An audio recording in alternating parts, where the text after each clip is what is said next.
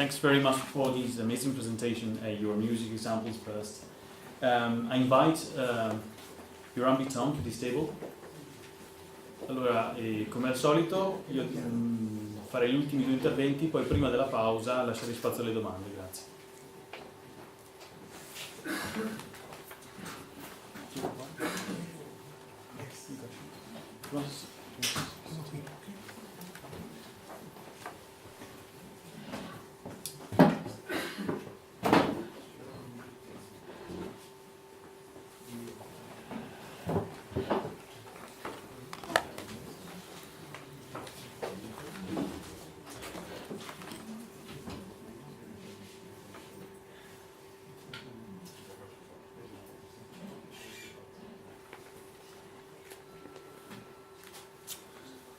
Good evening. Thank you for the foundation for the invitation. I'm honored to be here.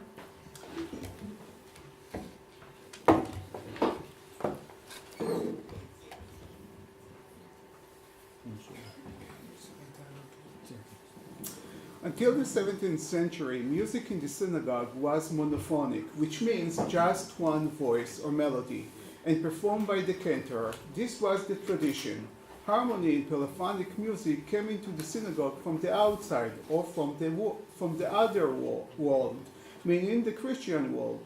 Today, in this talk, I would like to speak about harmony in polyphonic music in the Jewish synagogue. To begin, I would like to provide some context around the Jews of Italy that may help us understand the place of music in the Italian synagogue. As we know, since the 15th century, Italian Jews were involved in music, theater, dance, and art. The Jews were equal partners in the Italian Renaissance life. They wrote non-Jewish songs and had a first-hand understanding of Italian Renaissance culture.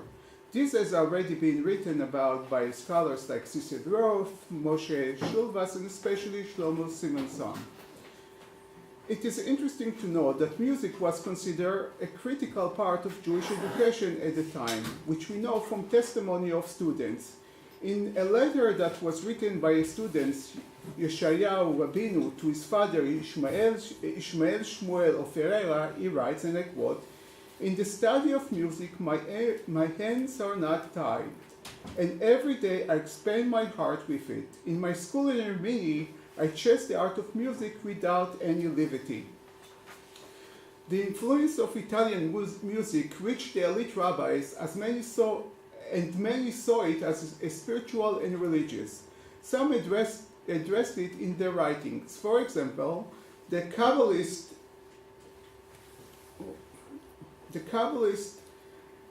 Rabbi Yochanan Almeno wrote a book in the 15th century called Cheshek Shlomo, Shlomo's Desire, a philosophical commentary on Song of Songs, which discussed the philosophy of music in Jewish spiritual life. He even noted, and I quote, "In the city of Mantua, when I heard the music of the organ in the house of the Lord, a church, played by the famous German musician, I almost passed out. My soul went out to this sweet sound." Another example is Yehuda ben Yosef Muscato in his book Nefutzot Yehuda, which was written in 1530. The book is a collection of sermons, and the sermon of Simchat Torah was devoted to music as an analogy for religion. The title of the sermon was Higayon Bechino on the day of Simchat Torah, which is loosely translated as the idea of the violin on Simchat Torah. Rabbi Avraham ben David Porleoni, in his work Shiltei HaGiborim, wrote about the connection between the music of the ancient temple and the practical theory of music from his own time, the second half of the 16th century. These are only a few of the many examples of rabbis in the Italian Renaissance that wrote about the philosophy of music and its effect on the soul. This was the first step in bringing art music into the synagogue. One of the leaders in the area of Italian Jewish music was, of course, Salomon de Rossi, who was the first person to compose art music for the synagogue.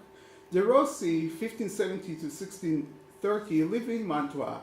I would like to focus on the Rossi's book Ashirim Asher Shlomo, the Songs of Solomon, especially the introduction of Leon Modena or Rabbi Yehuda de Modena. The title page of the book reads, Song, Psalms, and Praise that are brought in the art of melody and music, Chochmat Nigun musica, for 3, 4, 5, 6, 7, or 8 voices. Shlomo Me'adumim from Mantua, 1622 or 3. The book has compositions from psalms, prayers, and a wedding poem for a total of 33. Only around 10 compositions were from the prayer service.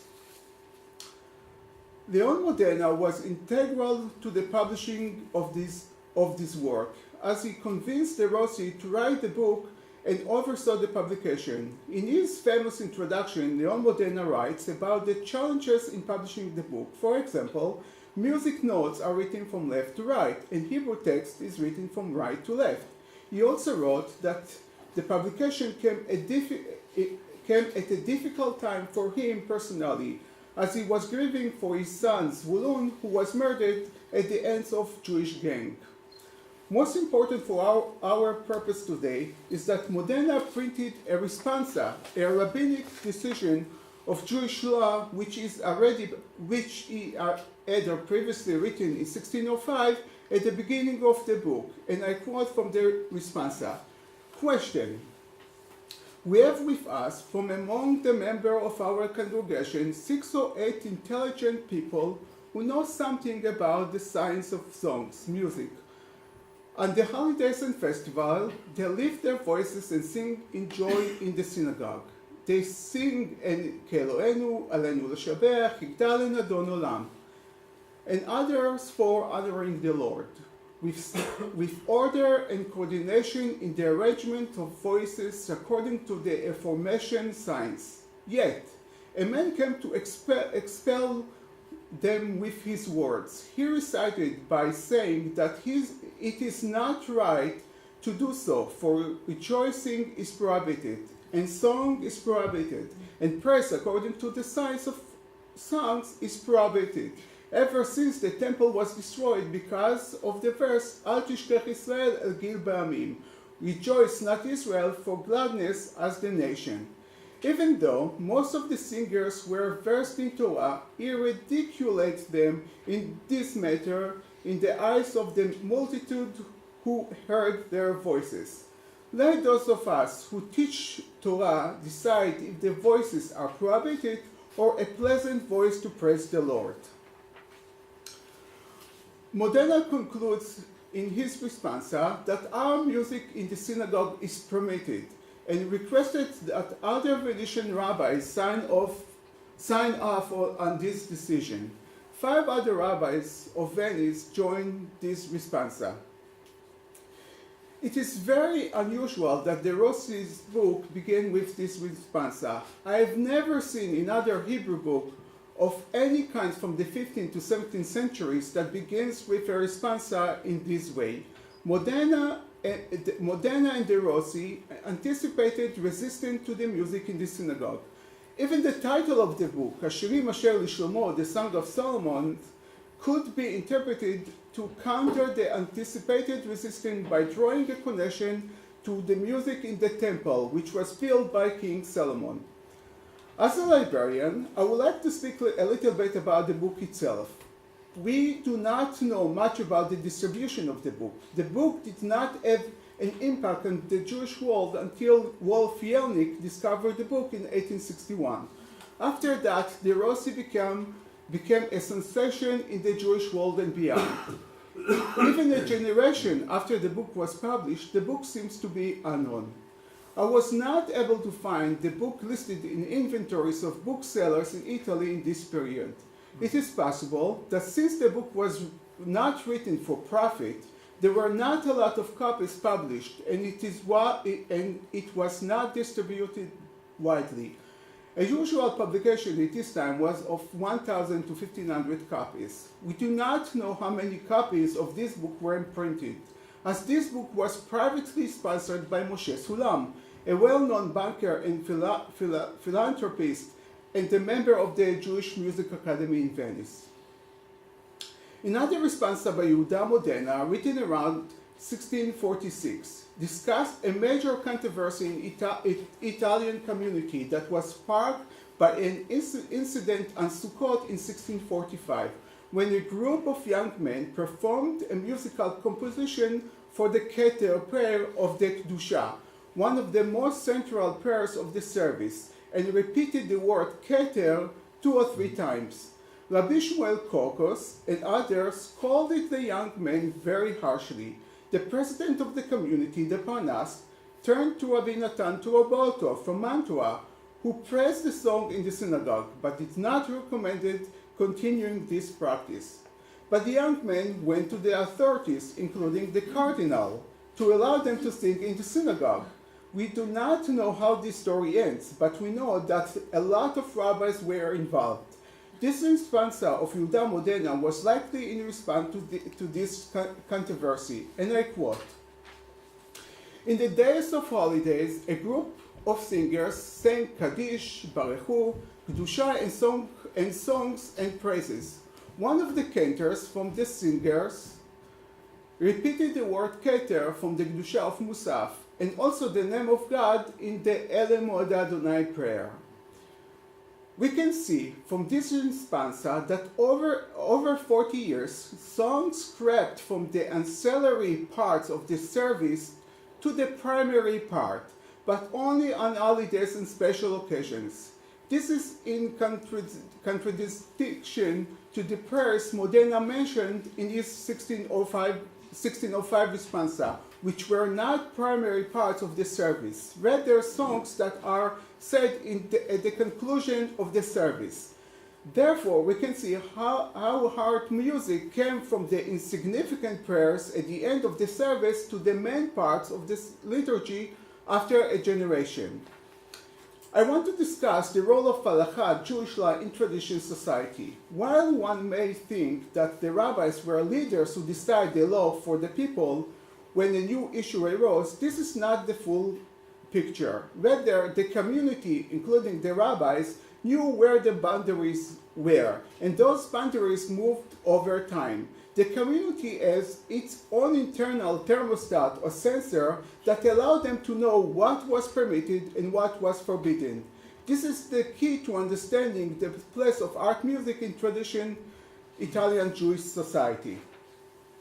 The controversy of the role of music in the synagogue did not end in the 17th century and continued into the 18th century.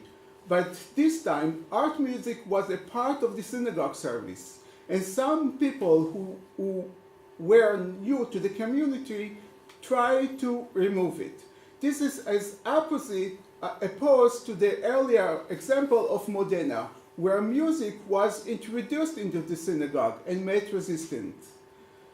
Much of the documents regarding these controversies were not published, so what we know is from manuscripts. For example, is a manuscript from Corfu, where we can see that the Jews adopted music over the previous 100 years. In Corfu, in the year 1753, Rabbi Chaim Shabtai Cohen wrote a responsa regarding our music in the synagogues. This responsa describes the conflict that arose in Corfu over choir singing of the Shema. The issue was that the choir repeated the word Shema as part of the music composition, which some found objectionable. Some of the issues addressed in this response are including the following questions. First, does the nigun melody impede the kavanah, the concentration? Second, is the nigun and the repetition considered a hefsek, a break in the service, which is not permitted? The author notes that congregates speak during this nigun, and also some leave the sanctuary. The 50-page response includes decisions from other rabbis from Tzfat, Salonika, Padua, that state that there is no halachic problem with the nigun for Shema in the synagogue. The response is in Hebrew and Italian. At the time, Corfu was under the Venetian rule. We know of another controversy regarding music in the synagogue. in Ferrara, where music was already part of the synagogue service. The Italian and the Ashkenazi communities of Ferrara and the long-standing custom of using a tune for the recitation of the Birkat Kohanim, priestly benediction. The Kohanim were giving musical notes to sing. Nehemiah Cohen, a rabbi in Ferrara, sought to change the practice so that the words will be pronounced properly. In response, Pinchas Chayanav, another rabbi in the city, published a sharply worded vindication of the ancient custom, called Tosefet Bikurei Katsir. In the aftermath of Anav's defense, a full-blown controversy broke out, which includes the composition of a responsa titled Makat Bechorot by Rabbi Rafael Immanuel ben Avraham Chai Ricci, an Italian rabbi, Kabbalist, and poem, who saw their purposeful mispronunciation as stark violation of Jewish law. These responsa are few examples of similar questions across Italy in the mid-18th century. What I learned from this responsa is that by the 18th century it was traditional to sing in the Italian synagogue. I would like to note that I was not able to find responsa about nigun or art music in the synagogue service from Ashkenaz or other European countries, only from Italy. Before I conclude, I would like to briefly address the issue of musical instruments in the synagogue. In Ashkenaz, the rabbis permitted the use of instruments on Shabbat if it was played by a non-Jew. The first reference to this is Rabbi Eliezer ben Yoel, 1140 to 1220 from Minsk. He was the first one we know of to permit this practice in honor of the bride and groom. Later rabbis of Ashkenaz quote this responsa often. However, I do not know if Gentiles played music in the synagogue in practice. The first responsa in Italy regarding instruments on Shabbat was written by Moshe Provinciali of Mantua in 1540, when he was asked by his nephew if it is permissible to sing when a non-Jew plays an instrument on Shabbat. His answer was that it was permissible if the purpose was for a mitzvah. This response and others from the time do not discuss instruments in the synagogue. In the responsa of Yehuda Modena that we discussed above, there is no mention of musical instruments. We have selected testimonies that are collected in an article by Professor Chaim Shirman in 1964 that people played instruments on holidays, but it is not clear if this was in the synagogue during this service. One of the most frequently mentioned testimonies is that of Shmuel Nechemias, 1612 to 1687, a disciple of Yehuda Modena who converted to Christianity and was called Giulio Morosini. He wrote a book called Derech HaEmunah, Via della Fede, in 1683. In the book, he recounts that on Simchat Torah in 1628, the person honored with the Chatan Torah honor, Moshe Sulam, that we mentioned before, was a member of the Music Academy. He invited musicians from the Music Academy to the Sephardic synagogue. Two choirs sang on the eve of Shmini Atzeret and on the eve of Simchat Torah. They brought instruments with them, including a portable organ, organo. The rabbis did not allow them to use the organ, since this was the instruments used by the Christian in the church. The celebration continued late into the night and was attended by non-Jews, men and women. The synagogue even brought policemen to stand at the entrance to maintain order. Nehemias concludes that this celebration was one of the kind. In the following years, things returned to normal. Normal meaning that women and men wore masks, like a masquerade party, with clapping, snapping, stomping, and scratching clothes to sound like a guitar instead of instrument. Another source of documenting the use of instrument and Simchat Torah is a manuscript of art music from the Berenbaum collection at the Hebrew College Library in Cincinnati, which was published by Warner in 1944. The manuscript from the mid-17th century includes verses from the Bible, prayers, and well-known poems. In addition, there are 5 poems that were not well known, 2 of which were for Simchat Torah, in honor of the Chatan Torah. The manuscript includes music notes for the 2 Simchat Torah poems in the contemporary Italian style, which was popular in Venice in this period, and as designations for instruments. With the exception of the Nehemiah's testimony, in which he said that the following year things returned to normal, or the Warner manuscript, which is not clear, there is no evidence that musical instruments were used in the synagogue on holidays, and certainly not on Shabbat. However, instruments were used on weekdays to welcome a new Sefer Torah or for the dedication of a synagogue, though not an organ. I did not find any evidence that instruments were used regularly on Shabbat or holidays, even by non-Jews, until the 19th century. I also looked in Pinkasei Kilot, notebooks of Italian communities, see if some of them mentioned musical instruments, and I could not even find one.